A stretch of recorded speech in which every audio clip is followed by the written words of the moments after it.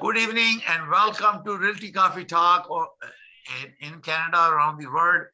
The goal of Realty Coffee Talk is to create connectivity, increase awareness, and building consumer confidence in real estate and promote good ethics and business practices.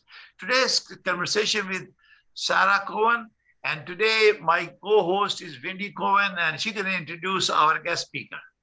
Wendy. Thank you.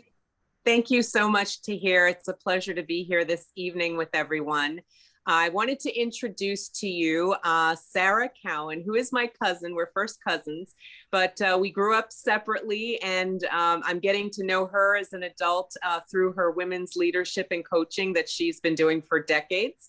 She's not that old, but she's been doing a fantastic job in that space. And with us leading a delegation to Dubai, a trade delegation, we wanted to include not only sustainability, but also women's leadership, because most of the folks that are going are women.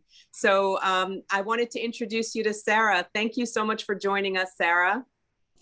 Well, thank you so much, Wendy. And I'm excited to meet everyone here.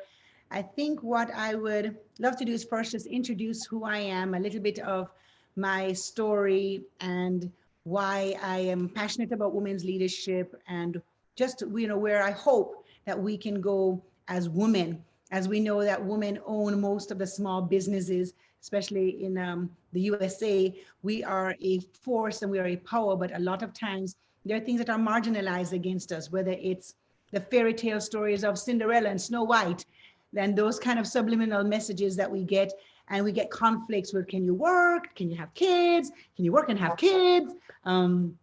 You step out, do you, sugar and spice and all things nice. That's what little girls are made of. We have all these different things. And then you see Joan of Arc, and sometimes you just don't really know where to place yourself as a female. So I was born and raised in Jamaica to parents that were in the entertainment industry. And on the one hand, had a lot of fame, notoriety, public eye life. And then on the other hand, I had a mom that was addicted to crack cocaine for about 15 years. So up and down, living in very different environments, whether it was in the trench town ghetto area where there was no running water, no lights, one shot room, or I was living in a whole nother financially differently demographic and living very well. So those kind of extreme pendulums are kind of how I grew up, which ended up becoming an advantage, but at the time, it's not fun. So there were moments where I stole food from Woolworths, at the store that we had at the time was Woolworths. And as a matter of fact, about 2 years ago, I went back to Woolworths and paid them back some money and said, I stole this when I was a kid and it's always bothered me and I need to come back and clear my account. And they just could not believe it. But the reason I'm bringing up some of my history, I'll let you know why I'm so passionate about women. And so as time went on, with just either having to steal food at moments and then having times of plenty, I also had a lot of different abuses, whether it was physical abuse or sexual assault, emotional and psychological abuse, different types of abuses that ended up coming along my way as a young girl and even all the way up to a young adult. And all of these things come, and they come to really snatch your identity, snatch your confidence, snatch your sense of purpose, and wield a narrative and wield a story of what isn't possible and what cannot be done. And so going through these different things, these different adverse situations, I've found that even in an adverse situation where you are legitimately a victim, there are all these different things about victim shaming and victim blaming. And how do you rise above the status quo? How do you rise above being a statistic? How do you rise above being in an environment that is not conducive to passion and purpose and promise? What do you do to break those ceilings in your own mind? And so in terms of dealing with women and women's leadership, my desire is to help uncover that adversity that you create within yourself. Because sometimes we are adverse to our own success. We get to a certain place and then going to that next level, there's a fear that comes in. Supposing I'm too successful or too much, or who will want me if I'm too this? And we live in this don't be too much of anything. And so oftentimes we negate everything in doing that. And I would love to, whatever the genre is, but specifically now we're talking about real estate women. Women are women, right? We have competition issues, insecurities, we have hormones and lack of hormones, you know, we have implants and plants that are not there, you know, we have all sorts of different things that go on. But at the root of it, a lot of times our identity, is it congruent to our purpose and our passion and what we're doing? And sometimes there is a disunity in that. And my desire is to help uncover the things that will stop you, help uncover acquired identities. Have you acquired something through performance? Have you acquired something through a need basis? Have you sacrificed your other 5 primary needs for this one particular need? And so you have abandoned the actual fullness of life for a fraction of it because one need is being met? Have you sacrificed one dream because you keep dreaming of another dream? What is it that makes you tick? What makes you stop?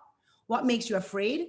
How do you get to know who you are? And in light of your passion and purpose and what you're actually fueled to do and assigned to do, you know, comes from within. And sometimes we are just doing things and the motivation may be, you know, hey, I want to increase. I want a legacy for my family. I want financial freedom. I want a sense of purpose. Whatever those motivations are those motivations that really come from inside, from the generational effect, or do they come from the outside where they're actually primed and primed into us? And if we can really separate what is acquired from what is authentic, then life has better meaning, better longevity in what we're doing and what we're pursuing, and better authenticity. And the more authentic we are, then the more inviting we are to help others become their authentic self. The more we give ourselves permission to be who we are, we also permit others within our space to be accepted and thrive into who they could also be. So that's kind of my background, having a lot of adversity. I want to help us to discover where and who and what. And I have a system that helps us to do that. I have a system that helps you relate on how do you relate to money? How do you react to who you think you are? What are those things that really go on in your head? And is your mind and your brain 2 different entities, and who's fighting at that time for your attention? So it's trying to really get us to a core space of stability where we trust ourselves, and we, even if we are afraid, even if we are nervous, we understand the benefit of fear, but we understand when it is unhealthy fear, and we can separate the two. So I've been in this line of work for almost 30 years. It may not look like it, but I'm close to 50. I'm right on there. And so I've been doing this for a very long time. And it is just something that I think can gift ourselves, is a gift of self-knowledge and knowing who we are and taking the time to actually not just pursue our pursuits, but pursue our person and eliminate the doubts that we may have within ourselves. Because how can 2 walk together unless they agree? And if we are disagreeing within ourselves, then we are going 5 steps forward, 5 steps back, and we feel stuck. I want to have unstuck and make sure that we're doing it with passion and vitality and purpose and fun, and making sure that we know that adversity is a teacher. It introduces us to us we would have often passed by, a more resilient, more brilliant, and more stronger us had we not had those adverse situations in our hand. So, you know, that's kind of what I hope to do. Wow, that's a whole lot of wonderful there, Sara. Can you tell us a little bit about some of the programming that you've done? I've seen that you've been on lots of TV shows, lots of live speaking engagements. What would you say is kind of your favorite forum to connect with your audience? I do love speaking engagements, and I've had the privilege of speaking to tens of thousands of people in one particular setting or smaller groups of people. And that's awesome. And I can motivate and inspire you, and yay, rah, rah, rah, let's run out there and just get it done. But I really love more intimate spaces. I really love knowing who is in here. So groups of 100 or less. I can take a group of 100 through a timeline, a personality timeline or a financial timeline in a very short amount of time, where I can help you discover your own patterns and you can heal your own self after.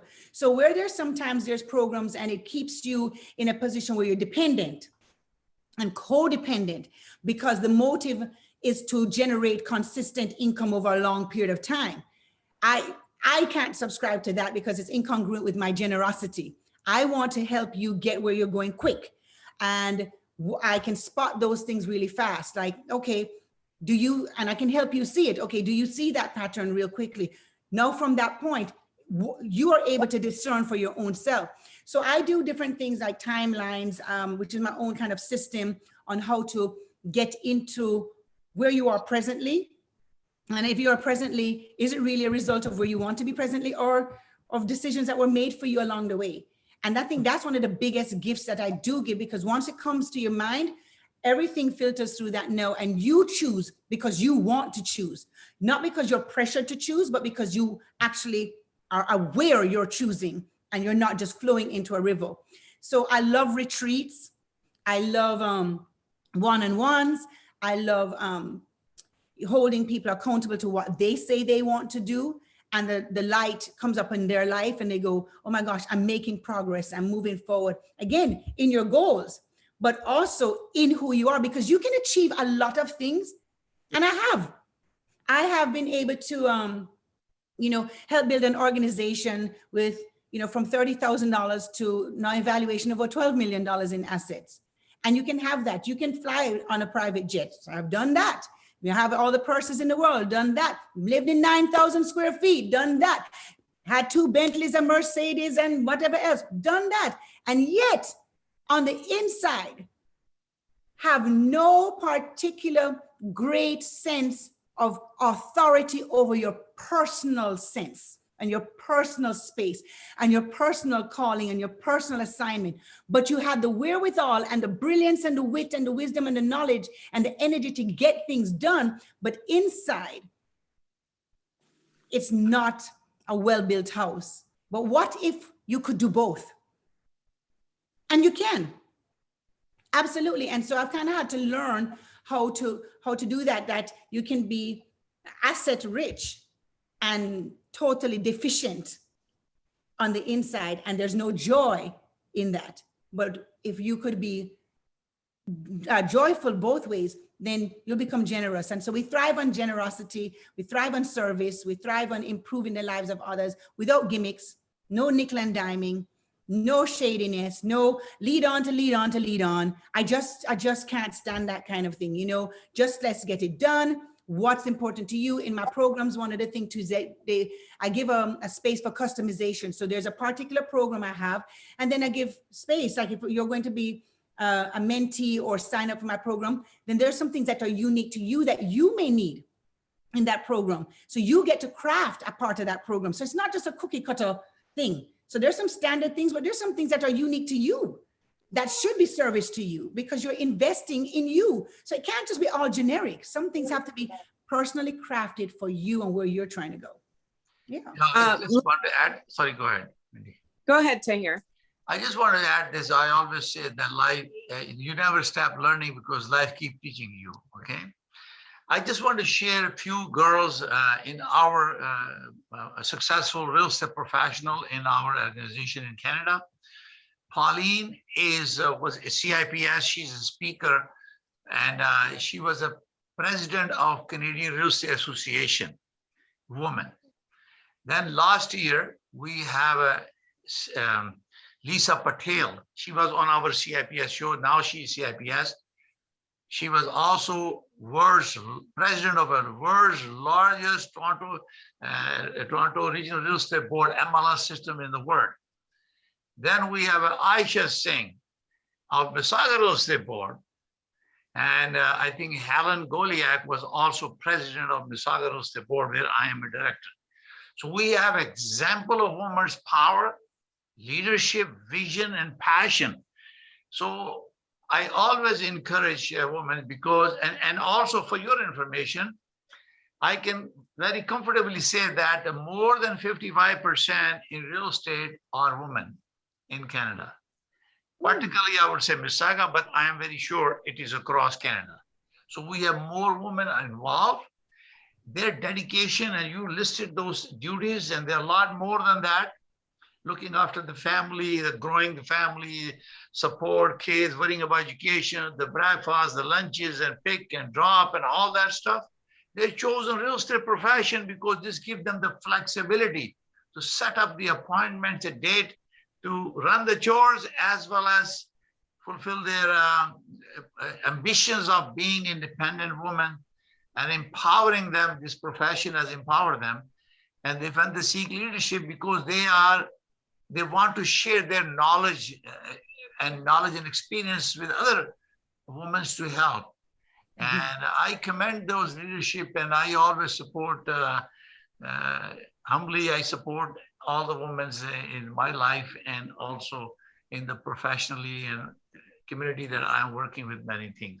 So please feel free to share your thought. Wendy, you want to say something? Yes, I wanted to ask Sara a question. Sara, what would you say to a woman today who may be struggling in their own personal, domestic situation, feeling trapped, feeling like they don't have any options? Perhaps they're stuck in that relationship because of some external factors, such as, something like income or insurance even. What do you say to those folks who feel stuck where they are, I think one of the things is I would try, everyone has ability, everyone has talent, everyone has something within themselves that can turn over into something else. And what happens in situations like that when we feel trapped is because we have forgotten who we are and what we've brought and what we have. And without trying to sound overly religious, I'm going to refer this story because it should be probably very big and known. There's a Bible story about Moses, and he had the rod, and it parted the Red Sea. So whether you believe in it or not, I'm just going to show it as an example. So it was an ordinary rod, nothing special about the rod, but wherever the rod was used, the environment shifted because the rod was present. And you and I have to know as women that no matter what the trap is, or the lie is, or the narrative is, we are the rod. We shift the environment, whether we go over an ocean and part it, whether we raise it to the sky and locusts come down, whether we drop it on the ground and a snake appears, we have a talent and an ability within us. So what I would say is that is a lie. It is a story to keep you in a fable that you are totally dependent on an external source. When the gift is within you, the talent is within you, you already have something on the inside that you can leverage. It's whether it's a skill, it's a cooking thing, it's a way you communicate, whether it's compassion, there is something already built in you to succeed, because just as the earth is here and seeds come and flourish, you also have what is in you to flourish. But what you have to do is be able to remember who you are. It's kind of like the Lion King. Simba was cast out into the wilderness because he bought the narrative that he was not king. He bought the narrative that he was to blame. He bought the narrative that he was not good enough. And they said, oh, wait, remember who you are. That DNA of success, that DNA of enrichment, that DNA of power has always been inside of you. And all you have to do is take the little steps and celebrate the small miracles, celebrate the small movements forward. Don't get trapped in looking for the big step. No, that phone call, that resume you're writing up, that next 5 seconds, that connector, that call that you did, that research that you did, all of that is meaningful. So I would say to them, listen, to remember who you are is to remember who you're not. And you are not where you are, and you are not what others have defined you to be, and you are not what they limit you, and you're not their lack of permissions. You can permit yourself to say, I am more than where I am because I am that I am. I can be in any space at any time, and I can renegotiate, I can rebrand, I can relaunch, or I can launch at this very moment. I can make a coloring book, a kid's book. I can become an Amazon FBA person. I can start an online course. I can start anything at any time. But remember that you are a woman. You have the ability to produce and multiply, not just give back what was given to you, but multiply in exponential amounts whatever is put in your hand. You are brilliant beyond measure. And so you are able to take that brilliance and turn it into something. I would remind them, there is something in you. No matter what they've said, there's always something. You're here and you're still standing and you're still present and you're still breathing. There's still potential and promise and purpose. Yes, no excuses. Let's go. Let's go. I love it. One last thing I want to ask you, because I promised you we'd only keep you 20 minutes this evening. One of my favorite quotes is, no one can do you better than you. Mm-hmm. Tell me about that, Sara. Well, listen, if the thing is, if I'm busy being you, who is available to be me? So I think, you really, here's how I do it. Be really okay accepting the wicked and the wonderful in you. We throw around the thing, I'm not perfect. But do you know that you're jealous and envious and you can be a gossip? Then just know it and own it. Like, okay, I have the potential to be jealous. That makes me frustrated. That annoys me. If you cut me off in traffic, I may be really good right now, but I may ride you down like, the next 5 minutes, I may switch on you. Own it so then you can accept it. Whatever you can accept, not necessarily accept where you are, but you can accept and decide if that's who you want to be. Mm-hmm. And so when you're talking about nobody can do you better than you, absolutely. There is, even if there's 10 t-shirt manufacturers on this call right now, there are 10 agents, nobody, it's like, I see it like this, the power of sonar energy. For example, there's a Japanese scientist, he wrote a book called The Hidden Messages of Water. And when he did this great test, a really small book, powerful book, he did a test and he put labels on the water, and then he took water from the Himalayas, just different kinds of levels of purity of water. And when the more pure the water was, the better the scientific reading. He had students speak over the water, and then he had labels on it. And when the labels of hate and hurt and all those things were there, the crystals were very just messy. They look like just blobs of nothing, the molecules. But love, gratitude, prayer, thankfulness, those words, they look like snowflakes. What you have to do is know that you are 70%, 60% water. Whatever you say is going to reverberate back into you. And you are molecularly made up in such a unique way that your assignment, your real estate agents, your clients, they are there ready for your voice. That's why nobody can do you better than you. So you have to speak to your audience. You have to speak to yourself. You have to give life into yourself, knowing that your assignment answers your voice. Nobody, it's like kids. All your real estate clients are like kids. If I call your kid, they're not going to respond to me. They don't know me.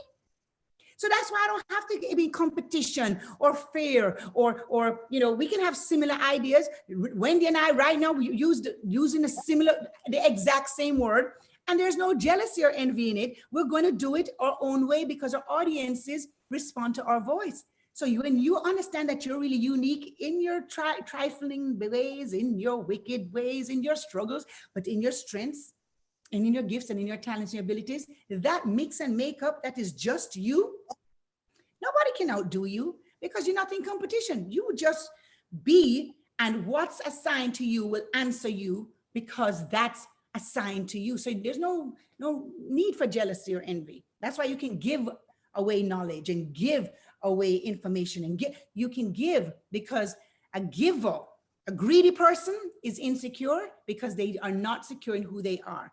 But when you know who you are, because you accept and understand that you can always adjust, you can always adapt, you can always, you are the master of the ship. You can change or not. It's up to you. Sarah, what would be the 3 things that you want to recommend women who inspired to be taking a leadership role? 3 things that you think they should concentrate and reach out to you or focus on it. Yeah, I think one is really, if you really are comfortable in yourself, then you can lead others because you won't cap them. You won't see them as competition to you. So you can really pour into them properly and without measure, because you are really okay with yourself. You will want to see them thrive. So I would say, number 1 is really spend time, develop a relationship with yourself. Ask yourself questions. What are you afraid of? What turns you on? What frustrates you? What gets you excited? What makes you sad? So it's Right? ability, basically abilities. Yes. Number 2, I would say, if you want to take on a leadership role, is to understand that there is a certain, depending on whatever genre or wherever you're going to, what is a particular protocol that is necessary to thrive in that leadership role. So for example, if I'm trying to be a leadership, if I'm trying to be, the leader of a real estate thing versus a principal, there are different dynamics. Know the audience that you're going to be serving. Take time to know your audience. Don't just know yourself, but know who you're serving. And 3, mentorship. Mentorship is a shortcut to success, because a mentor has paid a price that you haven't paid yet, and they can save you time that you haven't done yet. So mentorship, I would think, is one of the biggest keys. Is be okay to listen to someone and gain wisdom in the voice of others that are maybe more experienced than you. And it's okay that your mentor is different in different areas. You don't have to have a mentor for every single thing. I may be great in personal development and suck at real estate. So don't ask me real estate stuff, because you're not going to be led nowhere, but be okay with having different people that may motivate, inspire, and strengthen, hold you accountable to grow to that next level. That's what I say, those 3 things, yeah. So basically, you have a vision, you have a passion, you have a commitment, and you drive that. You need a dedication and commitment to achieve the path you have chosen to achieve success. Yes. So that's remarkable. And now, Karen and Naza, you have any question you want to ask? Please open your mic, Karen, and you can ask any question you want. No, I'm good. Thank you. I've been studying with Tony Robbins for the better part of a decade and a half now. So you want to share anything from your side? Anything you want to share? No, I would just say that for me, I am a mentor, and mentorship is the biggest gift that I give to myself, being a mentor. And I, I always learn from the people that I'm helping, and I enjoy it. And, I just, like Sarah was saying in the beginning, you've got to find yourself, and you've got to decide who you are, and you've got to be true to that person. And if you're true to that person and true to your nature, and then, then you'll, you'll succeed. It's when you try to be somebody that you're not, that it just doesn't work out, because, people, everybody has that third eye, right? And what you're trying to put out there, people see right through it. So I think just to be genuine, to be authentic, to be compassionate, like Sarah, I have walked with kings, and I have not known, I've gone through times where I didn't know where my next meal was coming from. And so, and I treasure all of that time, because it's given me a great deal of compassion. And so, and that I think the compassion is, is something that I view as one of my greatest assets. So I try to listen.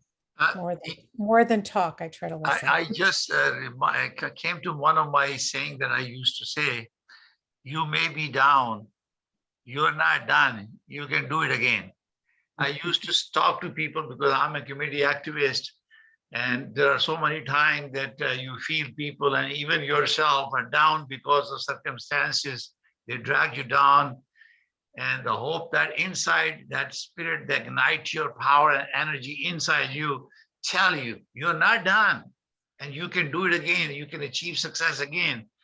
And I've seen in my personal life that went through several times, not in a good way, because there's a learning process, because I said you never stop learning because life keep teaching you.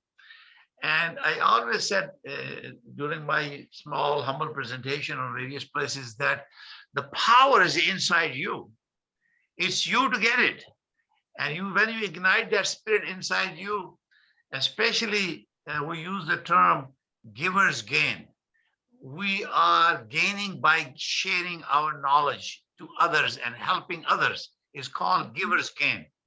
So you don't do it giving because you want reward. Reward will come to you because it's all your intentions.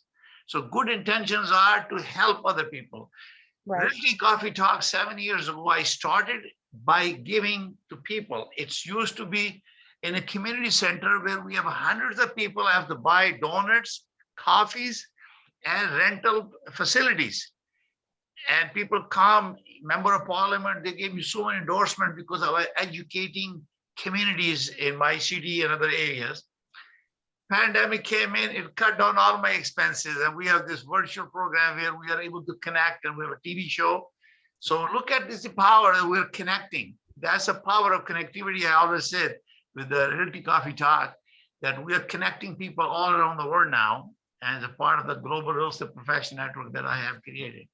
So I thank you very much for sharing. Naza, you want to say something? Hi. Well, I think it's what they both said is pretty much agree with that, but I also would like to commend them for dedicating their of course, it's some kind of people to do that and to be like that. Obviously, it has some special talent. So they are using their talent for more than sales. They are selling good. They're selling goodness. They are giving. When I say selling, is when you convince somebody of something that's good for them. It's like you're selling an idea, selling the idea to somebody to convince them to have a better self-esteem. So that's, I call it selling too. But on the other hand, I always wondered if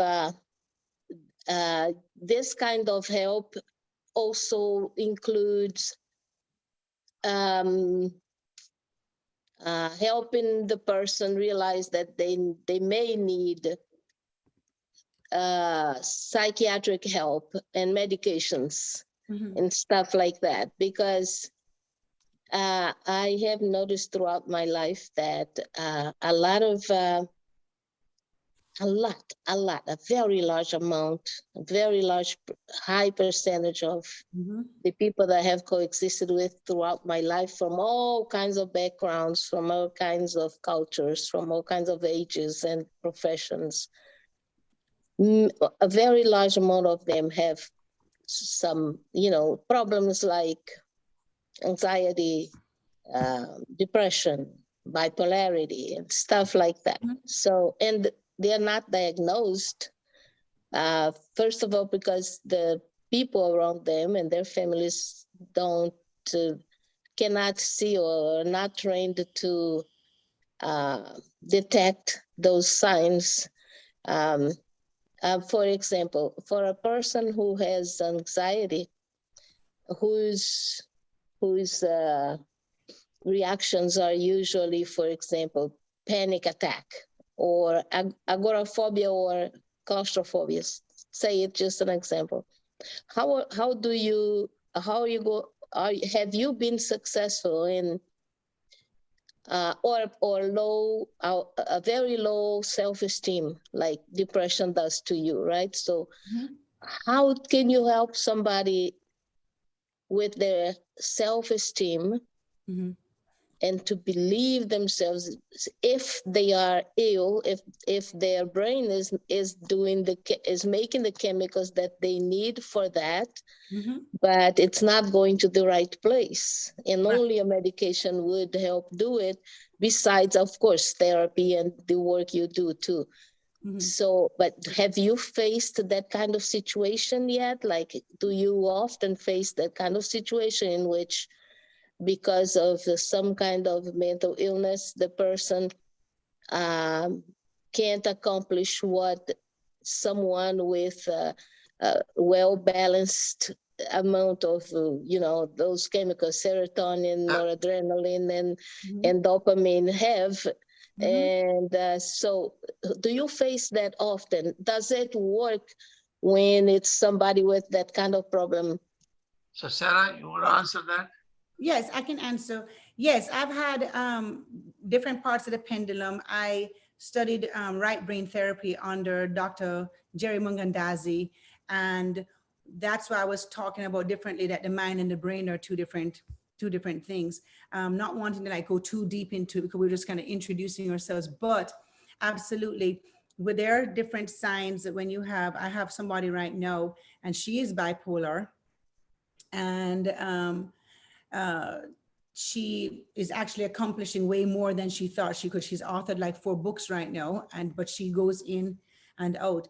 I have a sister who deals with PTSD from the military, and is, diagnosed manic depressive bipolar disorder at the same time.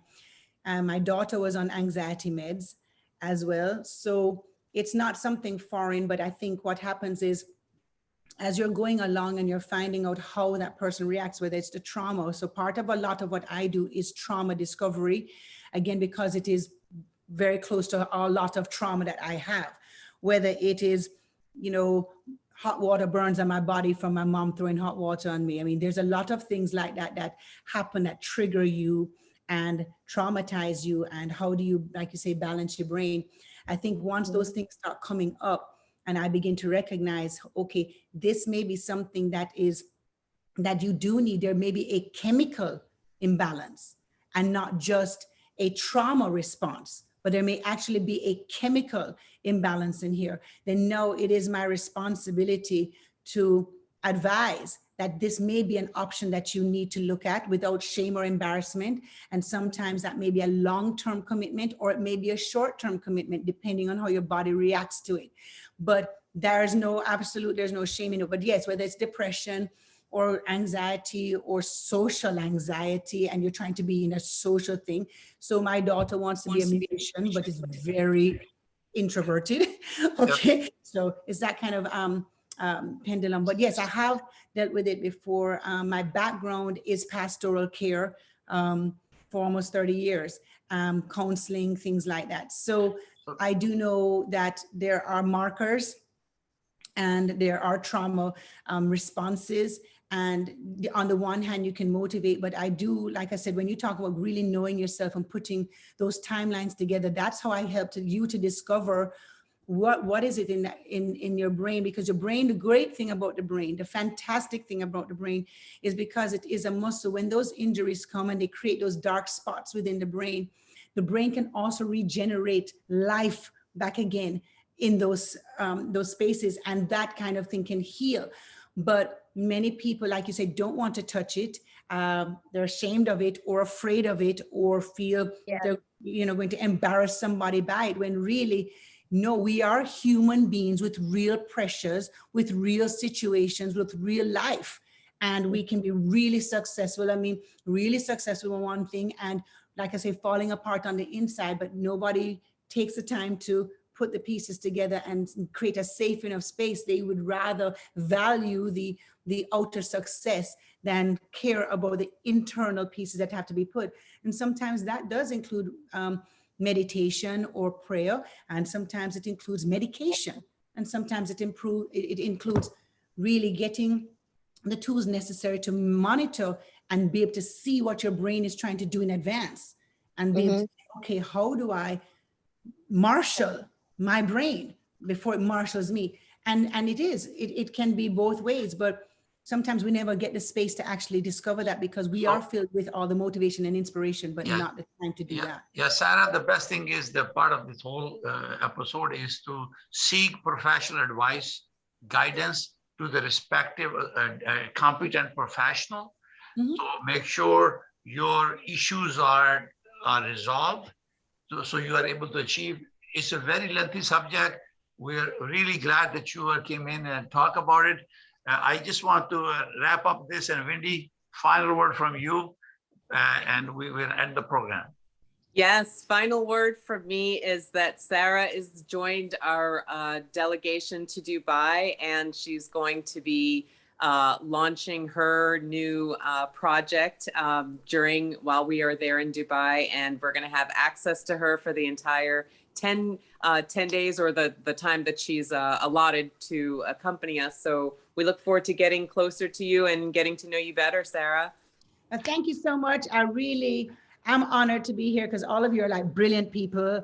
Naza, I was on your website earlier, so I was like, what? So Thank you.